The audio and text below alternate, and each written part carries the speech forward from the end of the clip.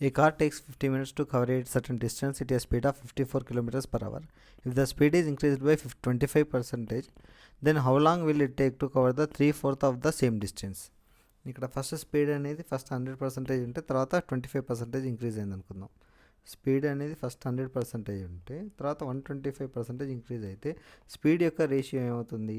25 4 జా 25 5 జా 4:5. స్పీడ్ యొక్క రేషియో 4:5 అయినప్పుడు టైం యొక్క రేషియో ఏమవుతుంది? ఇన్వర్స్ కాబట్టి 5:4 అవుతుంది. ఇది టోటల్ డిస్టెన్స్కు 50 మినిట్స్. ఇక్కడ టైం అయింది ఫస్ట్ది 4 పార్ట్స్ కాబట్టి టైం కూడా దీనిదే కాబట్టి 50 మినిట్స్. 5 పార్ట్స్ అంటే 15 మినిట్స్. అంటే 1 పార్ట్ ఎంత అవుతుంది? 10 మినిట్స్ అవుతుంది. అప్పుడు 4 పార్ట్స్కి ఎంత అవుతుంది? 40 మినిట్స్ అవుతుంది. అయితే 40 మినిట్స్ అవుతుంటే if the speed is increased by 25%, then how long will take to cover the 3/4 of the same distance. మొత్తం ఫుల్ డిస్టెన్స్ మనం కవర్ చేయడానికి 40 మినిట్స్ పెట్టినప్పుడు 3/4కి ఎంత పడుతుంది? 3/4 4 1 జా 4 10 జా 3 10 జా 30 మినిట్స్ టైం పడుతుంది అన్నట్టు.